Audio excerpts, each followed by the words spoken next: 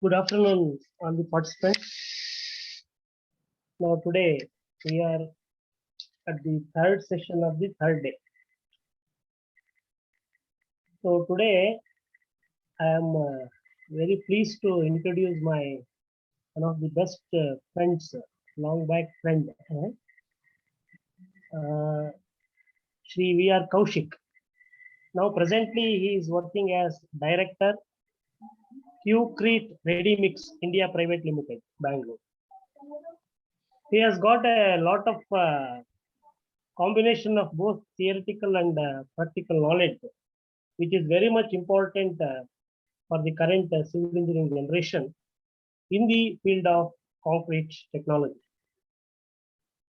So he is graduated from Mysore University in 1990, and he has got post-graduation, which is equivalent to MBA in business management, specialization in marketing management from the Alliance Business School, Bangalore. He has a lot of certifications to his credit. Concrete Technology and Construction General Principles course from City and Guilds Institute, London in 2000 with distinction. And also from the same institution, he has got the Concrete Technology and Construction practical applications also. That's what I told. General principles, theoretical as well as practical applications from the same City and Guilds Institute, London in 2001. So he is the lead, he has done also the lead auditor course, ISO 9001, he has completed it. He has been trained in England in concrete technology and various aspects of ready mix business. And he has participated in construction chemicals product training program of MBT in Dubai. He has got training in Italy on construction chemicals. And he has also got training in Israel in concrete technology. His achievements are many. He has published articles on concrete related topics. So even though he has not specified here, he has told here that if you go to Google search and if you type VR Kaushika, you will get number of published articles to his credit.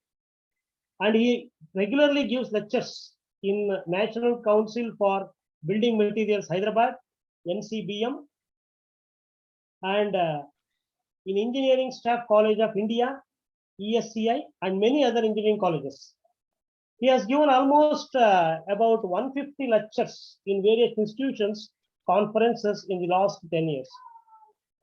He has worked and helped in various internal audits. Also, he has done external RMCME audits. He has been recognized by the ICI Karnataka chapter, and he has been honored also for his contribution in the field of concrete technology. And of course, as I already told, he has worked in various capacities. After his graduation, he has worked under various capacities like site engineer in the beginning. Then he has worked as an application engineer in Fosrock Chemicals India Limited. Then as assistant manager, marketing and technical services in SN Supplements India Limited, construction chemicals. Then as a territory manager, technical and business development, VAM Organic Chemicals Limited, construction chemicals. Then technical manager, RMC Ready Mix India Limited. Then sales manager, RMC Ready Mix India Limited. Then as concrete technologist in Master Builders Technologies, Kingdom of Saudi Arabia, and also as a quality audit and quality control manager, All Turkey Cement Products LLC, Sohar, Oman, and also as a general manager, technical RMC Ready Mix India Limited.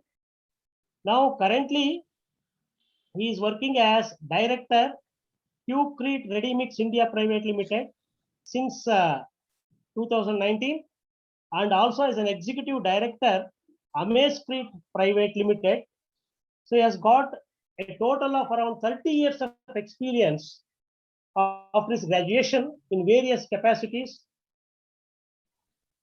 Director Marketing and Technical of ECMAS Construction Chemicals Private Limited, that is starting from 2010 onwards to 2019. As a Director, ECMAS Global Technology Private Limited, which includes so many topics like strategies for growth, managing sales and marketing, directing technical team, training people, representing company in many forums, giving lectures on product application related matters, published many articles in engineering journals. So identified two international companies, initiated dialogue with them to finally finish in collaborations. So he has been he has been giving training in building teams, mentoring, building and promoting new business areas and ideas, setting goals for the group and managing the progress. So he has given a lot of resume, but anyway, I have compiled it and I have told in brief. But anyway, he's a very good human being, humorous, because I know him from the past maybe 40 years. So from 1979, I know him. So therefore, now it is our immense pleasure, sir, to invite you for this AICTE ISTE Faculty Development Induction Program in conjunction with Jyoti Institute of Technology. So he will be giving a lecture on how SCMs have changed the world of concrete. So all of you, I think you will be definitely benefited to with an extent, to the maximum extent.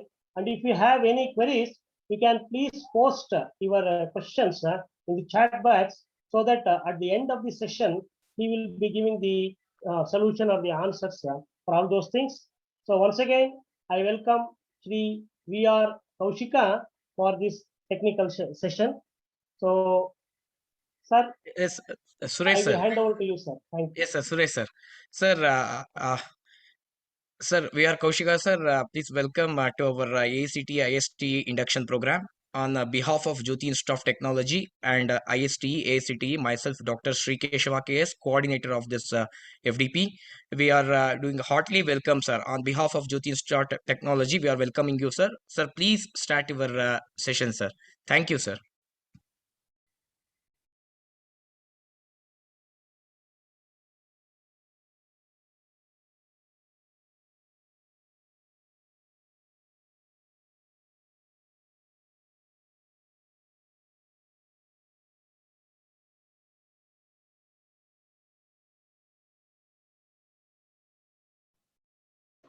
Sir, is it visible?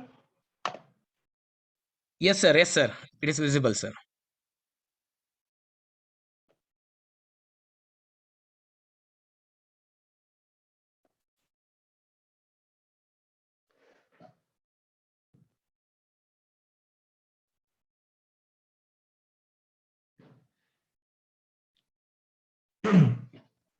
Sir, good afternoon.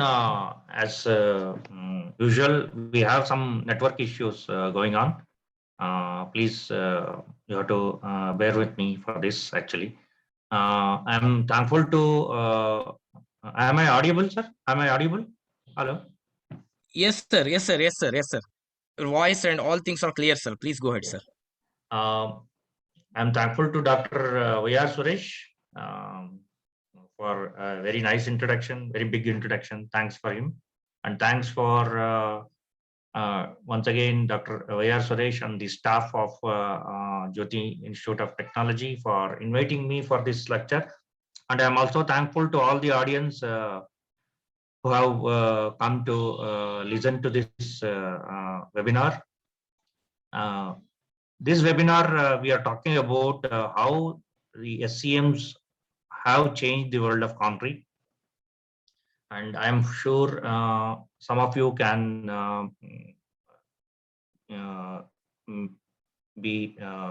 gain something from this experience sharing session. And I'm sure that at the end of the session, we have some questions and some interactive session. It need not be a single way, just continuously I talk and then there are no questions, not like that. And I expect some questions so that it will be some sort of gain of knowledge for me also. Having said this one, I'm talking on behalf of QCrit Readymix India Private Limited, where I'm working as director for this company. We manufacture ready-mix concrete, and it is our interest to bring awareness about different materials. And in this quest, and when Dr. Y.R. Suresh invited me, it is a good opportunity for me to speak to all of you. I always speak about these structures, which are about almost 6,000 years old, more than 6,000 years old now. One of the first structures built by human beings for as dwellings, actually, Tumulus in France, 4,800 BC.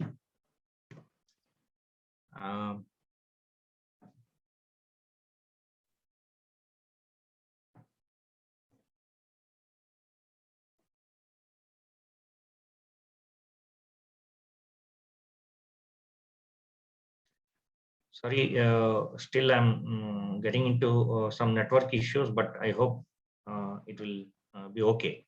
Now, this represents the first usage of bricks, actually. And then in the concrete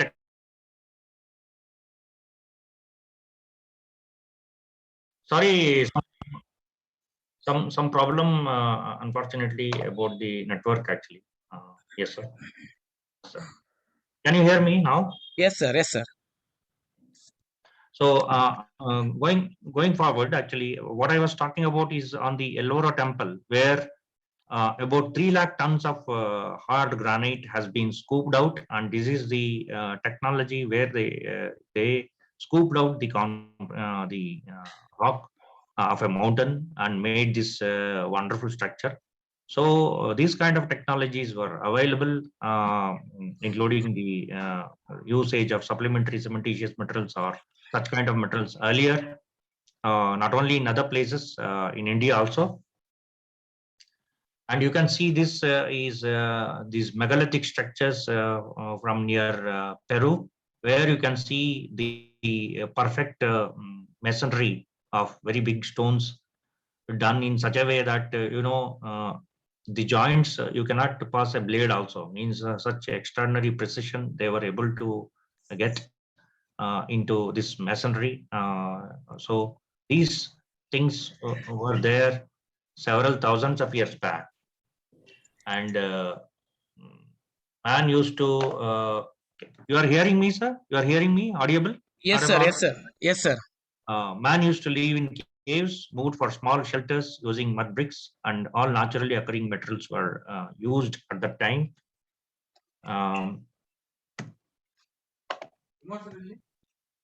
Yeah, materials did not involve too many processes to manufacture, and in short, the materials methods were eco-friendly at the time.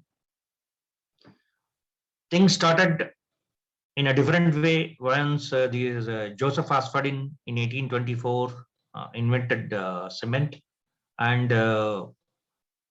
large-scale manufacturing of cement and steel and other metals has had their big share of carbon dioxide emissions, consumption of energy. It is said that almost 50% of the carbon dioxide emissions, which are coming in manufacturing sector, manufacturing of different products throughout the world, 50% is coming from cement manufacturing. So that is one of the problems with the cement usage at its present form. So our question is, in our quest for high-rise and fast-track constructions, did we shift the durability downwards? Means earlier we have seen these structures. Some of them were shown 6,000 years back structures. 5,000 years back, pyramids were built, extraordinary structures still standing the test of time. Now, with all the modern day concrete technologies, scientists working throughout the globe on different materials, including concrete and steel, now we are talking about a service life of 75 to 100 years. So, has our so-called improvement in the knowledge has led us to go downwards, or forget about the earlier knowledge or whatever it is, and now we are talking about structures which do not stand the test of time, which have come for repair in maybe 10 years, 15 years time once the construction over. We have seen apartment buildings, big structures, public buildings, flyovers, which come for repair just 5 years, 6 years, or 10 years after the construction. Before we move to SCMs, I just talk about a beautiful American Indian proverb where they talk about sustainable development as treat the earth well. We do not inherit the earth from our ancestors, we borrow it from our children. So this is a very big statement, very interesting statement, that you don't use the materials that you have as you want. Don't play with these materials as you want. Be careful about these materials because you are borrowing from your children. And 5,000 years back, before these other countries started talking about sustainability, India had this knowledge. 5,000 years back, these lines have been, these text books talk about the sustainability which are written or which have been passed to Indians for last 5,000 years. Do not cut trees because they remove pollution, do not disturb the sky, and do not pollute the atmosphere. All these are there in our own tradition. Now we are learning how to be more, make sustainable constructions and be sustainable in all our activities. But this knowledge was already there. So sustainable development has two key concepts: meeting the essential needs of the world's inhabitants, and then recognizing the limitations of technology and society's ability to meet present and future needs. So whenever we are talking about sustainability, usage of all these materials, including water, we know that the interesting point about water is only 3% of the total water available on this planet is around 3 to 4% is the fresh water. In this fresh water, a lot of water is locked on the earth crust, and a lot of water is available in lakes and rivers, and this particular amount of water what we have has been continuously misused by mankind for different activities, including cleaning of something like cleaning of cricket pitch, cleaning of cars, production of concrete, which is again potable water. In India and other countries also, specification is to use potable water for making concrete. So it puts tremendous stress on the freshwater reserves that we have. So is concrete good or bad in terms of the impact index, that is the impact that it does on the environment? Concrete fares well. It is not a bad product if it is judiciously used, and you can see the impact of steel and wood, which is more than concrete. And the product energy required to produce materials is tremendously high for other materials, and it is at a lower side for concrete. So concrete as a material inherently is a eco-friendly material. You can have this graphical representation where the environmental impact of different sectors have been categorized actually, and we can see the cement and concrete is a small chunk, but it is a responsibility of civil engineers and academicians to come up with better solutions for making sustainable concrete and construction. So concrete has a problem, whether the people associated with concrete production usage accept or not. Concrete is a material which is not very good for the environment.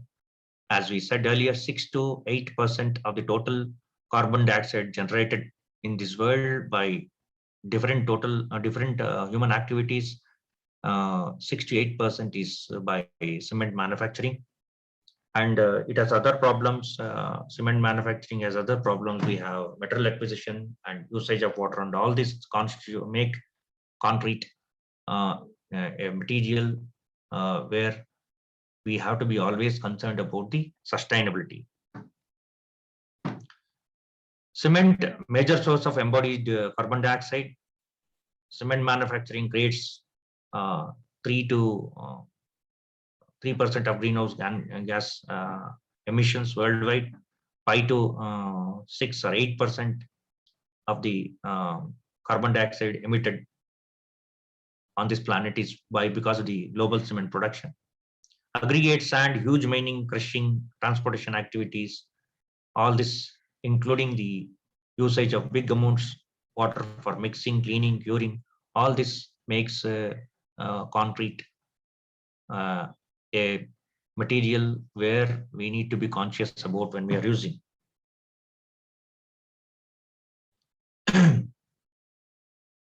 One of the other problems with concrete is usage of sand and aggregates. It is said that more than 50 billion tons of aggregates are used annually, which is required to make an entire blanket. A huge amount of sand and aggregates are used. And in this connection, I need to also stress the fact that huge amount of sand is also used for manufacturing glass. Okay, glass looks good, but at the same time, glass is not good because we use a lot of sand to make it actually. So to become environmentally responsible concrete production systems, we need to prioritize, minimize emissions, improve energy efficiency, ensure excellent product quality. To reduce carbon dioxide emissions, we need to reduce concrete usage by reduction of thickness of members. We can use HSC, HPC. Use less binder metal, especially OPC. Use supplementary cementitious metals. Use higher performance chemical admixtures. Now we are coming to introduction of the SCMs, which we talked about, which have changed the world. That is what the subject is about. We are talking about today. So we know that we need to reduce the OPC. OPC has problems, as we said. OPC is linked to generation of carbon dioxide. OPC, if we increase, it induces thermal cracks. OPC production, each ton of OPC, if we want to produce, we need about 1.5 to 1.6 tons of limestone, which is a depletion of natural resources. OPC is a synthetic product in concrete. If you look in concrete, you will have sand, we have coarse aggregate, and then water. All these are natural materials, means we extract, we crush, or we take it out from the nature. Whereas cement is a synthetic product. So if you look logically, any product manufactured by human beings, synthesized by human beings, has a tendency to go back to its natural state. So when we talk about cement, it has a tendency to go back to its natural state, which is limestone. So it will be aided in this process by external agency. So more the OPC in the concrete mix, more the synthetic product, more the man-made product, more the tendency for this material to go back to its natural state, and hence concrete deterioration starts with more and more OPC content. Also, Duff Abrahams in the 1930s has made a lot of experiments where he came to conclusion that the strength of concrete is inversely proportional to water cement ratio. So we know that the strength is a direct function of water cement ratio. If the water cement ratio decreases, strength increases. So it is the water cement ratio which is the key for the strength, and it is not this content of the cement, it is the water cement ratio. So having known this fact given by scientists like Duff Abrahams, so it is our responsibility to work with minimum optimum cement content rather than going up to higher and higher cement contents. And also we know that if we are going on increasing the cement content, there is a optimum level of cement content after which the strength of the concrete in fact comes down, it will not go up actually. So these are the some of the facts which make OPC content a matter of concern, and we need to look from sustainability point of view to keep the cement content as low as possible. So is it easy to keep just like that? We cannot reduce. Suppose a mix is having a 400 kg mix, we cannot simply bring it down to 300 kgs because you will have workability issues. You cannot produce the fresh properties required and what is given by a 400 kg mix with a 300 kg mix. So you need aids actually. You need some tools to reduce the cement content. The tools are provided by one, chemical admixtures, secondly, mineral admixtures. We are talking today on the mineral admixtures. They are also called as pozzolanic materials. These pozzolanic materials, they are called as pozzolanic materials because the first time they were found in a village in Italy called Pozzuoli, in a village called Pozzuoli. So that is why they are called as pozzolanic materials. And as we said earlier, we have earliest uses recorded in Italy, in and around Rome, where the earliest forms of this volcanic ash collected and used along with seawater. So they made lime mortars and materials having longevity, means materials which can give durable mortars were made with the usage of lime and volcanic ash mixing with seawater and other things. So this is Roman Colosseum, again used a lot of these pozzolanic materials, volcanic ash, etc. The properties of pozzolanic materials, they are basically made up of silica, which is SiO2, and alumina, Al2O3. So the characteristics of these materials are basically they contain CaO, Al2O3, Fe2O3. SiO2 is the one which primarily reacts with the calcium hydroxide in the cement water reacted system, and the calcium hydroxide is consumed in the secondary hydration process by the pozzolanic materials, forming more CSH gel. So first kind of CSH gel comes from the direct reaction between cemented water. Second CSH gel is formed because of the consumption of calcium hydroxide by the secondary hydration reactions of SiO2 present in the pozzolanic materials. They do not react with water. These oxides combine with lime in the presence of water from cementitious compounds. These compounds are very similar to those produced by the Portland cement. The hydration reaction produces lime, and hence Portland cement works well with this pozzolanas. The most important characteristic that we need to remember is that these pozzolanic materials, which are also called as mineral admixtures, which are also called as supplementary cementitious materials, they don't act on their own. They, for example, you take a pozzolanic material and add water. and it will not give high strength, or it will not on its own become a stronger material. We need the presence of cement, and cement has to react with water, and then the secondary hydration starts actually. So we need the presence of cement. So that is why they are called as supplementary cementitious materials. So the different SCMs which are very popular are fly ash, ground granulated blast furnace slag, and amorphous silica. Fly ash comes from thermal power plant. It is a absolute waste for a thermal power plant industry or organization. GGBFS comes from steel plant, blast furnace slag.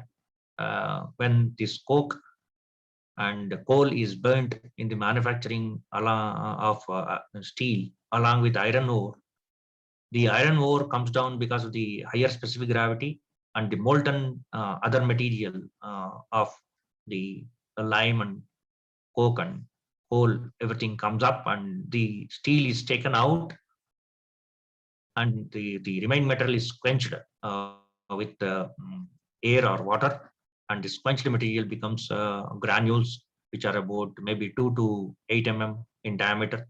It looks like sand, and that is crushed to a fineness of about 3000 centimeters square per gram, and that is how it comes to a stage which can be used in concrete and called as GGBFS. Microsilica or silica fume is a material which is a byproduct of ferrometal industry, and worldwide it is used, and it has become a part and parcel of any high performance concrete, high strength concrete, and the best example of usage is the tallest building, Burj Khalifa in Dubai, has been built with this silica fume.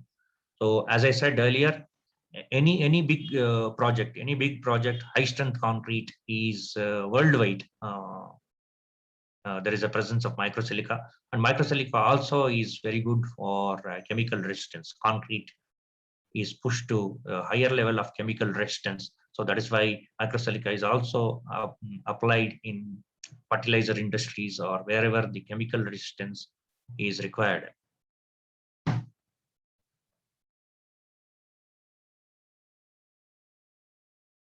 So in southern part of India, especially in Bangalore and other places, ready-mix concrete industry and the concrete producers have been using GGBS for last at least 12-13 years. Before that one, Bangalore and other region in southern part of India was more of a fly ash market. And this product comes from, as we said, blast furnace. And you can see the microscopic structure of this product, which is looks like a flaky particles actually, which will come back to that later. And fly ash at microscopic level looks spherical. Particles are spherical. And this man, Brian Mather, in 1982, made a very wonderful statement that you will find pure OPC mixes only in museum. And he also said that we should be by now long since moved from the posture of asking, should I use fly ash, to being required to justify a dish and not to use fly ash. So this is basically for consultants and academicians and specifiers who do not specify fly ash. There is no reason why fly ash need not be specified or used. There is, I can say, truckloads of material available in the world. I can say thousands of research papers available where it is said and written very clearly through both the commercial applications, based on commercial applications, as well as laboratory experiments, that fly ash is a wonderful material. It has significant benefits to the concrete. So as we said earlier, amorphous silica is collected from refining silicon metal. And we can see here together how at microscopic level, fly ash and GGBS gets compared with cement. Slag, that is GGBF, is almost looks something closer to cement, and it is flaky. And the beauty of fly ash is it looks spherical. Particles are spherical, which has a positive effect on the workability.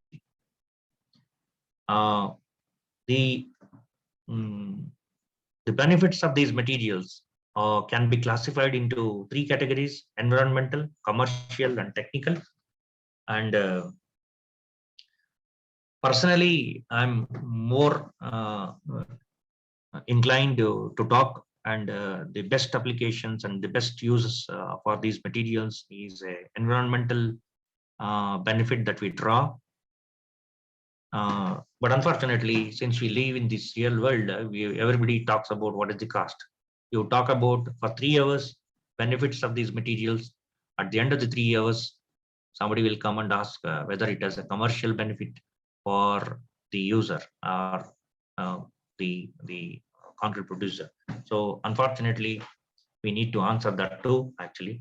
But as I said earlier, the environmental benefits far outweigh the other benefits. Fly ash is dumped into natural or man-made lakes or dams. Slag accumulates in large stockpiles. Manufacturing industry, example, cement, is under pressure commercially and environmentally to reduce energy use and emissions. As we said earlier, in the building material industry, concrete plus cement together, it makes up for almost a consumption of 50% of the energy that is used to make all the building materials. So 50% goes into manufacturing of cement and concrete. Obviously, concrete is the material which is used in maximum quantity after water by human beings. So since it is used in that much quantity, definitely it makes a big amount as far as the energy consumption goes. So if you're talking about fly ash has lower cost, and slag is also lower cost. Silica fume can be definitely higher cost. As a thumb rule, silica fume is at about 4 to 5 times the rate of cement, and fly ash and slag are almost around 0.5 to 0.8 times of the cement price.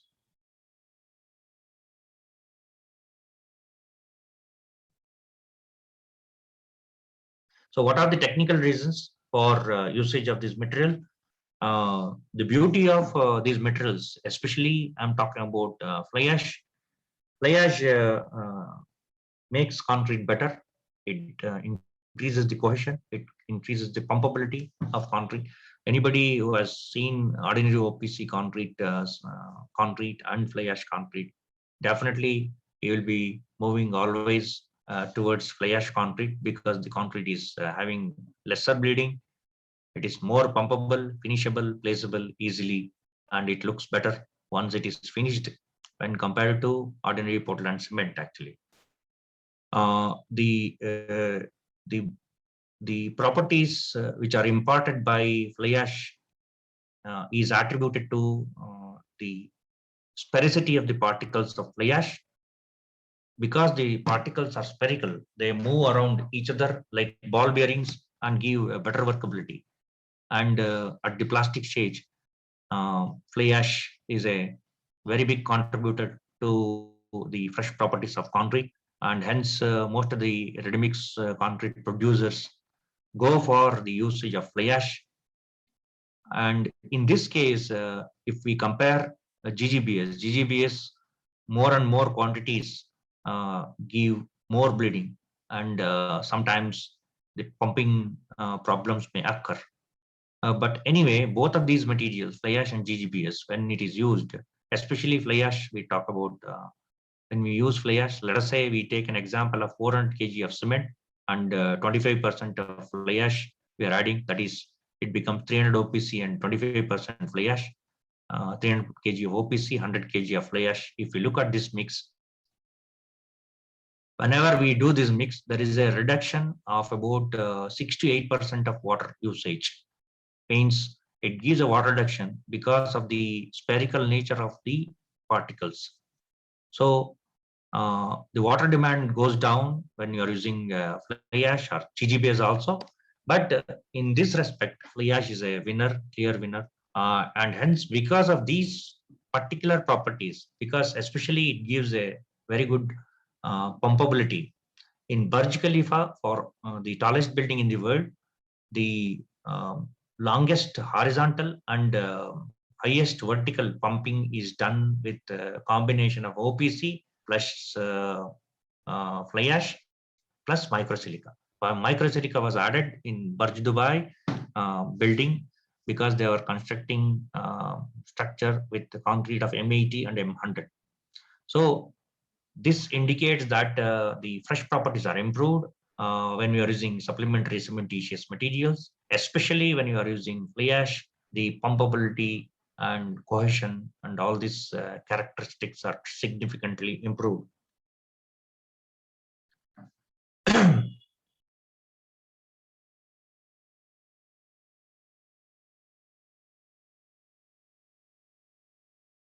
Setting time, when we talked about the usage of fly ash and GGBS, we talked about cement first reacts with water. It forms calcium silicate headed gel and calcium hydroxide. This is called as the primary or the first reaction. Once this happens, the SiO2, which is present in fly ash or GGBS, reacts with the calcium hydroxide, which is a byproduct of the primary reaction, and consumes it and makes additional calcium silicate hydride gel and calcium hydroxide. So the amount of calcium hydroxide is reduced in the system of concrete. So because the secondary reaction takes place and we have replaced the OPC controls the setting time, and hence there is a delay in setting time whenever you are using a supplementary cementitious metal, whether you are using fly ash or GGBS. In this case, if you look at the advantage, the positive side, the production of concrete is made easier because the transportation time is increased. So you can transport the concrete for 2.5 hours, 3 hours easily when you are using fly ash or GGBS, thanks to the setting time delay, which is given by the secondary reaction. Bleed rates are reduced. Workability, we already talked about. SCMs are very fine materials. Fly ash has a major beneficial impact on workability. And then slag can tend to reduce the workability, but this can easily be offset by proper mix design. Silica fume normally consumes more water. So you need either you have to increase more amount of admixture, or you need to increase water content. It is also regarded many times as a slump killer. When you add silica fume, slump reduces. So you need to have a right concrete technologies to manage this properly with a proper mix design. So when you are using silica fume at higher dosage, definitely you have to be careful about the workability and slump retention, and you need to manage the dosage of admixture, etc. As we talked about earlier, pumpability and finishability are improved whenever we are using fly ash or GGBS. And as an example, this mix was done in 2002 in Chennai. The requirement was production of M10 concrete. The customer wanted about 100 meter cube of PCC to be finished in a day. So concrete had to be pumped. And then here we utilize the pumping aid characteristics in the cohesion building ability of fly ash And here we did with a lower OPC content of 130 and 155 fly ash, and we pumped the concrete for making the M10 concrete. And the most wonderful impact of SCMs, and many people don't appreciate this one, and many people do not understand this particular aspect which I'm trying to speak about now, is that in the long-term strengths are significantly improved when we are using pozzolanic materials or SCMs actually. So you can see here a general purpose cement, that is in India it is OPC cement, and general blended cement. Either it can be OPC plus GGBS or OPC plus PFA, or it can be a factory made PSC or PPC cement. In all these cases, you can see the strength going up after 28 days, and the gap between the OPC control mix to the blended mix increases significantly. So this is a long-term gain of strength actually, whenever you are using either OPC plus PFA or OPC plus GGBS concretes. Especially people have done, some people who have a lot of patients have studied the cube strengths for 10-12 years. We have studied for 1 year, not more than 1 year, whenever we were doing concrete in various places actually. We regularly study for 56 days and 90 days, but some people are patient, and the patient, God has, I can say, blessed with them with a tremendous amount of patience. And the result is that they have recorded this kind of extraordinary growth. After 10 years, the strength of concrete with OPC plus GGBS has doubled actually. So somebody purchasing a M25 concrete today, let us say with 50-50 OPC GGBS, he may be ending up with M45 at the end of 10 years. So that is a extraordinary contribution from SCMs. So long back we did these earliest what do you call experiments of usage of fly ash, and we can say from 2000 when people were hesitant to use fly ash, we took the opportunity, and we pioneered the usage of fly ash significantly in ready mix industry. And as I said earlier, the beauty of this usage of this supplementary cementitious material, let us say a 240 plus 100 kg OPC plus fly ash concrete, 28 days 38. These are field results. Cubes cost at site in 2001. 90 days 45, 1 year 55. So you can see almost a 20 MPa growth. 20 MPa growth, or rather we can say a 20 M20 grade is added actually. When you have purchased a concrete of M20 or M25, another M20 is added over a period of time. So this is a significant impact by SCMs on strength. In Coimbatore, we did a huge number of data collection.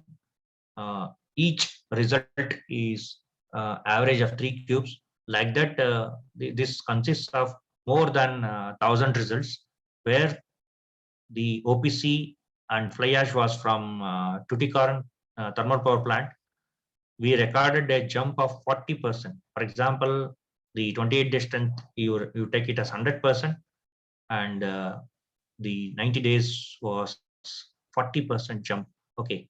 I need to add here that this kind of 40% was a very, very unique situation in Coimbatore, probably because of the fly ash characteristics.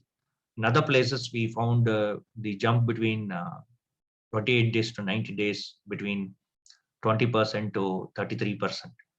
Not more than that, but in Coimbatore it was more. But nowadays, Probably due to change in cement chemistry and all, 40% you don't get, but you will get maybe 20%, 25% growth between 28 days to 90 days. Based on these things, long back, people have started one of the greatest concrete technologies, Mr. P.K. Mehta has used mixes like 180 OPC, 220 fly ash in making high volume fly ash concretes. And they have also built structures, design structures using concrete with a design life of 1,000 years in an island where there was a contract for making a Hindu temple. The design life of the structure is 1,000 years. Okay, so they used high volume fly ash for that, based on this property where the gain of strength is more. So 90-day strength and 120-day strength was specified actually. So earlier, people, now also some people are, there are a lot of skeptics who talk against these kind of supplementary cementitious materials. They were asking us continuously whether you can do high grade concretes and all. And then this result is, I'm talking not a new result. It is in 2009, we supplied M60 concrete commercially. 140 cubic meter concrete was pumped actually with this combination: 450 OPC, PFA 120 kgs, and an admixture, PC based admixture, and 28 day strength was 77 MPa to a customer in Hyderabad. Other important benefit of using SCMs is the temperature control. And you can see here the peak temperature is significantly reduced when you are using a blended mix. Otherwise, you have to go for what is called as low heat cement, and you can see the ordinary Portland cement, which is which has a curve which is peaking up very fast, and that is why in large foundations, mass foundations, where thousands of cubic meters have to be placed in a day, and where the thickness of footing is about 1 meter, 1.5 meters, something like that.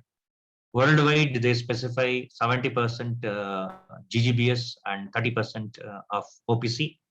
Otherwise, the concrete system has to have a 40% fly ash. GGBS lowers the peak overall heat, reduces thermal stress, reduces micro cracking, and optimum substitution is 60 to 70%. So in Oman, where I was working, we had about 3 lakh cubic meters of production of OPC plus GGBS concrete with a combination of 30% OPC, 70% GGBS. The concrete was M50 concrete, solely because of one of the specifications was to reduce heat, another was chloride ion resistance. We'll talk about that one. So here again, we see tremendous reduction in heat generation when you are using a 70% GGBS. Sulfate resistance to sulfates is improved by using fly ash. You can see when you are using a ordinary Portland cement, general purpose cement, you have this expansion is more and the expansion is less when there is a addition of 20 to 40% of fly ash. So against sulfates, fly ash and GGBS scores well. Earlier there was what is called as SRC, sulfate resisting cement. Now the OPC GGBS and OPC PFA combinations have completely replaced such cements. SRC cements are not produced very in big quantities in India, unless otherwise some old specifications are there where in government agencies don't want to change that specifications. There only SRC cements are going. Otherwise, most of the cement companies have stopped producing SRC cement. So again, this is another one which is a 50% GGBS and 50% OPC mix, which talks about least expansion and best sulfate resistance. This is one of the very interesting slides actually, where we have incorporated 60% GGBS. You can see in this slide, when at a depth of 25 mm in concrete system, if we go to a 25 mm depth, there are no chlorides. There are no chlorides when the concrete is made with 60% GGBS. On the other hand, if you are having a concrete with 0% blast furnace slag, or it is a plain concrete, means ordinary Portland cement concrete, you have chloride ions at about 1.6 or 1.7% at a depth of 25 mm. So here 1.8% chloride is available in a plain mix, plain concrete mix, or OPC mix, and when you are blending with GGBFS, it becomes 0, means the chlorides cannot be available or cannot penetrate more than 25 mm. So resistance to chlorides is significantly improved. This is the single most reason in marine structures, OPC GGBS combination or OPC fly ash combination is recommended. So for those structures which are in direct touch with sea, for example, there was a large scale construction of Ennore thermal power plant, Ennore port. It was touching the sea. Structures was touching the sea. In those cases, those concretes were made with 70% GGBS and 30% OPC. Worldwide, for marine structures which are in direct touch with water, 70% GGBS and 30% OPC is the first choice, followed by OPC plus PFA combination. You can see here, we should not use OPC in such cases at all. Actually, OPC should not be used in those cases where chloride and resistance is means chlorides are more in the atmosphere or soil or wherever it is. So another slide talking about GGBS resistance to chlorides, and we can see time to corrosion initiation, time to first repair. So if you are using 100% OPC, the time to repair is about 30 years, and time to corrosion initiation is about 15 years. And when it goes to 60% GGBS, time to corrosion initiation is 50 years, and time to first repair is 70 years. So this is a very interesting slide which talks about the durability of concrete made with GGBS against chloride attack. Again, another slide talks about the diffusivity of chloride, where when you are blending about 80% of GGBS, the chloride and resistance is significantly higher. Diffusion is 0, means it is touching the x-axis. Another comparison of the diffusivity of chlorides, you can take SRC 100% OPC 44 and OPC plus GGBS is 1.1, and 70% OPC 30% fly ash is 14. So there is a tremendous improvement in the resistance to chlorides when you are using OPC fly ash or OPC GGBS mixes. Professor Anand Swamy in Sheffield University, through his experiments, state that coefficient of permeability is reduced by 56% at the end of 91 days for a mix which is added with 50% GGBS. So there is a tremendous improvement in terms of improvement in permeability and hence durability. This has been stated and found by research by Professor Anand Swamy. And this is Mr. Bhattacharya, Dr. Bhattacharya, a professor in IIT Delhi. where he did some research on the chloride attack on structures, and he states that the PSC, that is OPC plus GGBS mixes, are long-lasting, highly durable. There are other mixes where materials like metakaolin. Metakaolin is a product which comes from burning China clay at about 650 to 800 degrees. So this is also a very important pozzolanic material, and it works on this means similar to the microsilica. It gives high strength, it gives high performance concrete, and whenever you are talking about high strength concretes, you have the you can also use metakaolin instead of microsilica. And again, the beauty of this product, metakaolin and microsilica, is the RCPT value. RCPT value is the resistance to chlorides, measured by ASTM C1202.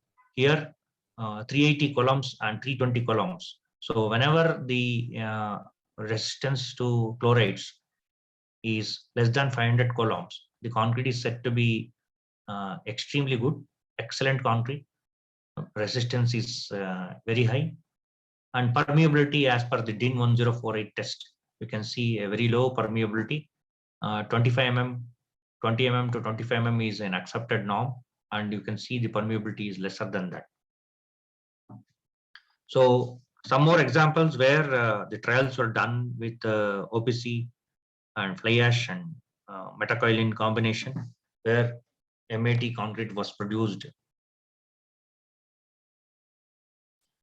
As I said earlier, the most important and significant contribution of SCMs and why the SCMs need to be used is that, as we said earlier, every 1 ton of OPC produced is giving about 0.8 to 0.9 tons of carbon dioxide to the atmosphere. And you know that every 1 ton of carbon dioxide occupies a space of 156 cubic meter in this space. In the atmosphere, 156 cubic meter is filled up by carbon dioxide of 1 ton actually. So when you are manufacturing a cement of 1 ton, it gives about 0.8 to 0.9 tons. Cement companies are doing a lot of circus, or rather a lot of positive steps cement companies are taking to reduce this carbon dioxide emissions. And some of the companies, even in India, have brought down from 0.9 to 0.6 tons per cubic meter, or 0.7 ton per 1 ton of OPC. But anyway, when you are blending OPC GGBS mix, there is a if you are producing about 1,000 cubic meters of this kind of concrete, you have a carbon dioxide reduction of 11.3 to 8, and it is equivalent to not driving the car for about 90,000 kilometers. So this is the significant impact on environment that is we are talking about, and there is no, I can say there is no value for this actually. You cannot quantify the value for this. It is very difficult to bring this into pricing actually. So we always tell this particular point, don't look at the economical point of using these supplementary cementitious materials. Look from the beneficial point of view actually. For example, I'm talking about in 2003, when I was working in Oman, the price of cement was 18 riyal, and price of GGBS was about 32 riyals, almost you can say 1.5 to 1.75 times actually. But still, the major quantity of concrete, majority of concrete was done with OPC GGBS concrete, in spite of knowing the fact that the GGBS is almost 1.5 to 2 times the cost of OPC, because the benefit is most important. Benefit on the environment, benefit on the least maintenance, durability and sustainability is more important rather than the direct cost actually. Another significant impact that the GGBS makes is on the what is called as albedo number. Albedo number is a representation of how much an object reflects light actually. So here you have snow, which is having a very low, which is having a very low absorption, highest reflection of light, and it has a good number of 0.9 as albedo number. And against that one, you go for concrete, new concrete 0.3 to 0.4. GGBS is when it is mixed with 50%, it is 50% of the snow. That is the reflectivity.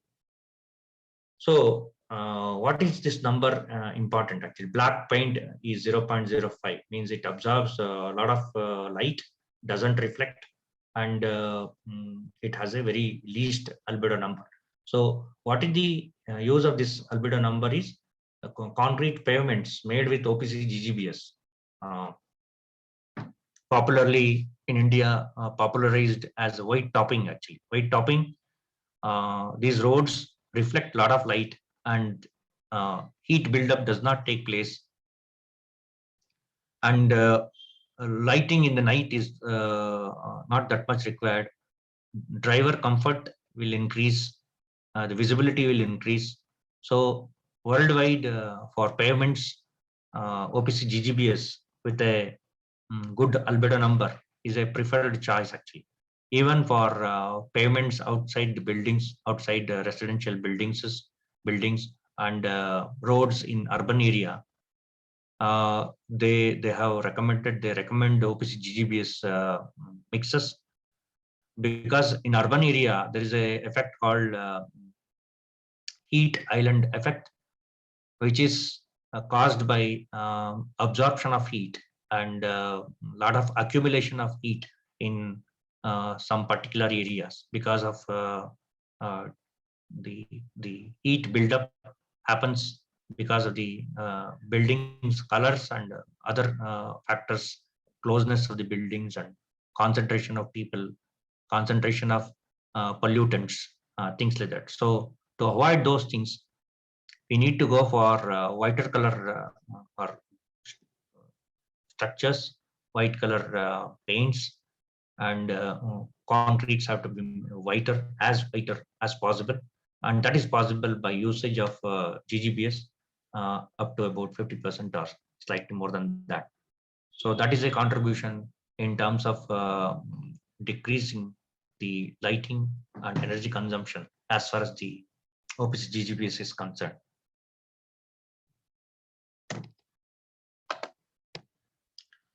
Benefits in short about of the mineral admixtures is good workability, better cohesion, finishability, increased strength, better long-term strength, reduced permeability, increased resistance to chlorides and sulfates. As I said earlier, OPC is no match. SCM blended concretes are head and shoulders above OPC mixes. Control of alkali silica reactivity, increased overall durability, and architecturally appealing white color light concretes. In case of metakaolin looks slightly whitish pink, just like the background of this slide. It looks slightly whitish pink actually, and hence it makes architecturally pleasing structures. You can use this means the countertop industry in US means where they produce large scale precast countertops, means for kitchen countertops and other concrete products like GFRC, means glass fiber reinforced concrete for architectural purposes, and all this they use metakaolin along with GGBS, and probably they also incorporate accelerating admixtures and other admixtures for doing this kind of concrete section. So this is one of the walkways where a compound wall has been built in US using metakaolin along with OPC.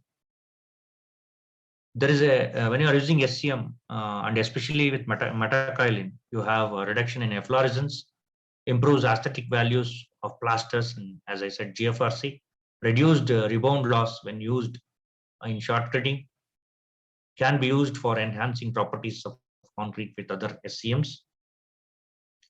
And metakaolin can be a great material in geopolymer concrete. As you all know, geopolymer concrete is a concrete with without cement. It will have generally 90% or more than 90%, around 90% of fly ash, or a combination of fly ash and GGBS with some activators, usually sodium silicate and sodium hydroxide, which make concrete like material, which is called as geopolymer concrete. So sustainability, what is the contribution of SCMs and how the SCMs have changed the concrete industry because of these benefits? The materials like metakaolin, microsilica, fly ash, GGBS, all of them together make concrete stronger, less expensive, and better concrete with lesser cement contents. Durability of buildings, public infrastructure constructions increase with the use of SCMs and hence last longer. Microsilica gives the highest levels of resistance in terms of against chemical attack, and these mineral admixtures, when they are used in conjunction with superplasticizers, which are also the latest generation superplasticizers, are also called as hyperplasticizer, with which give very high water reducing ability for chemical admixture. Up to 40% water can be reduced by using these chemical admixtures. I call hyperplasticizer based on PC admixtures. Viscosity modifiers have changed the construction technologies along with the SCMs. Because of them, we are now able to we can make highly pumpable, high slump concrete, self-compacting concrete, resulting in higher production, reduced labor, reduction of construction time. This is an example of SCC. Using host of SCMs like metakaolin, microsilica, GGBS, fly ash in conjunction with corrosion inhibitors, shrinkage reducing admixtures, hydrophobic admixtures, we can push concrete to highest durability limits. And we all know that UHPC, ultra high performance concrete of 250 MPa, has been used to cast concrete bridge in Germany. And similar concrete is used to make bridge in Australia. These bridges have been built without reinforcement. High performance admixtures with SCMs, concrete with higher strength, use less concrete, concrete with greater durability. Hello. Hello. Strength with less cement, use less cement. Strength with less water, use less water. Fluid concrete, reduced batching energy. Pumpable concrete, reduced transportation energy. Self-consolidation concrete, SCC, lower placing of energy, high workability, reduced construction times. And the SCMs, as we said, have changed the entire concrete industry, including the ready-mix concrete, how it is produced and placed and pumped. And together, they have pushed the concrete to higher levels of durability. As I said, T.K. Mehta states that they have designed concrete structure to last for 1,000 years. And this is a set of trees in a park in US called as Pando, oldest living plant, 80,000 years. Estimated life age is 80,000 years. And the question is, if the plants and a group of plants and trees can live for 80,000 years, when human beings are producing non-living things like concrete or building material, any building material, why can't we make it last longer? And I'm sure in the coming years, scientists will take care to enhance the durability of concrete, not only by using the materials that we talked about, like SCMs, but probably with different technologies to make the structures, concrete structures, last longer, like pyramids for 5,000 years or something like that. So with this, I conclude my presentation. Any questions are there, you can ask, or you can write to me. Yes, sir. Yeah. Sir, thank you very much, sir. We are having few questions from participants. Yes, sir.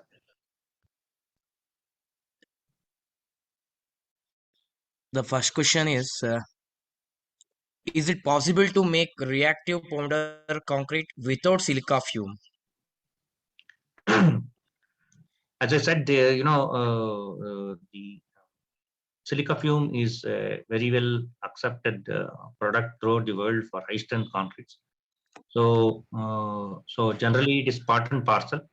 So to be precise and honest, we have not tried eliminating microsilica, but I'm sure with some amount of microsilica can be replaced with other materials. In fact, we have the other company called Amescrete Private Limited, where we are promoting a product called iCrete, which is a very unique, different product, different material, a cutting edge technology, where we are, if microsilica is used at 5%, we recommend this product at 2%. So there are new technologies coming up, and definitely we can try. But at this moment, I can say you better start. Somebody is trying to do this reactive powder concrete. You do in conjunction. For example, recently we did one trial for M100 concrete in Mumbai, where they were using about 60 kg microsilica. 65 kgs microsilica. What we did is we used 35 kgs of microsilica, and we replaced 30 kgs of microsilica with about 14 kgs of this innovative novel additive called iCrete, and we got 102 MPa at the end of 28 days. So it is possible to have use this kind of other material in conjunction with microsilica, but better we start and stick to microsilica for some time until we come up with different materials. So you can use little bit of microsilica and little bit of other material like what I quoted here. Yes. Thank you, sir. Another question from participants, sir. Is there any study with all the three SCM combined? Yes, they are called in 2000. I myself, sorry, don't mistake me for using the word I. We did a lot of trials in Chennai in the year between 2000 to 2002, and these are called as we know, they are called as ternary blends or tertiary blends. It contains OPC plus GGBS and fly ash. Also, you can add OPC plus GGBS plus fly ash plus microsilica or such material, making quarterly blends, means blending of 3 SCMs plus OPC to get a better product actually. So when you are blending like this, you have a synchronized effect and better durability when it is when the mix is designed properly. So definitely the ternary blends are already there. You know, you have already the Indian code also allows what are called as these composite cements. Composite cement is triple blending. Triple blending means OPC plus GGBS plus fly ash. Already such cements are available in the market. So along with such cements, you can also blend microsilica and something like that, and use it actually. So most important thing when you are using this kind of ternary blends and all, no, somebody will talk about carbonation and all, we should be ready to answer. You can control all these problems of carbonation XYZ by using a good admixture and controlling the water cement ratio. You can reduce the water cement ratio and control this. So in the days to come or the years to come, these kind of ternary blends will be popular. Yes. Okay, sir. One more question from the participants. What are the suggested reasons for superior performance of blended pozzolanic cements over those of OPC? So as I said earlier, I listed earlier, OPC alone is a synthetic product. It has a tendency to go back to its natural state, which is lime. So it is attackable by external agencies. When it contains CSH gel plus calcium hydroxide, this calcium hydroxide is vulnerable to be attacked by sulfates, carbon dioxide, etc. So when you are using supplementary cementitious metal like fly ash or GGBS or silica fume, the SiO2 reacts with the calcium hydroxide, reduces the content of calcium hydroxide, and reduces the vulnerable portion of concrete or attackable portion of concrete. So that is why we have seen graphs where it was depicted that the chloride ion resistance, sulfate ion resistance, permeability, almost all the properties are either similar to the levels of OPC or increased significantly when compared to OPC. So that is why PPC or PSC. PSC means a blended cement. In the blended cement, PSC means OPC plus slag. PPC means OPC plus PFA. So that is why these products work well, and they push the concrete to higher degree of durability. Yes, sir. Yes, sir. Yes, sir. Sir, one more question. Mineral admixtures produced from different places have certain changes in chemical composition. Can we consider these composition variation and have a standard mix proportioning? So can you repeat once again? Mineral admixtures produced from different places have certain changes in chemical composition. Can we consider these composition variation and have a standard mix proportioning? See, each, for example, let us say we look at thermal power plant, fly ash. Fly ash from one plant will be different from fly ash from other in terms of chemical and physical characteristics. And in fly ash itself, we have class C and class F fly ashes. So there is definitely variation in both chemical and physical properties of fly ash. Similarly, there is a difference in chemical composition of GGBS produced by, for example, the most popular company JSW, or any other company in southern part of India or elsewhere. Actually, forget about these materials. Even cement company, plant to plant, for example, one brand of cement is there. Another same brand coming from another plant. If it has a plant, one in near to Hyderabad, one is near Gulbarga. Okay, the chemical composition of these two cements itself is different actually, and it is said that we have seen by experience experiments for last 30 years. Cement itself will vary batch to batch, and sometimes it is said that it will vary back to back. So it is, I can say, simply a humongous task if somebody wants to make a standard mix for all cements and all fly ashes or all GGBS. So it is very difficult task actually. Until now, I can say you cannot take up such a project actually. So that is why we talk about trials in every place. Trials we go on doing in every place, every site, every project.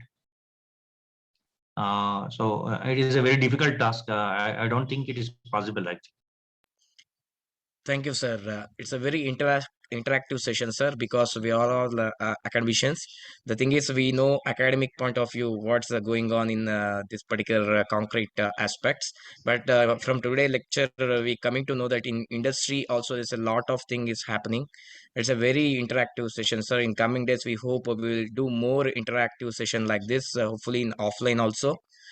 Thank you very much, sir. Once again, behalf of Jyoti Institute of Technology and Indian, that is ISTE as well as AICTE, for being a part of our 1 week FDP and sharing your thoughts. We are very, very thankful to you, sir. Thank you very much, sir.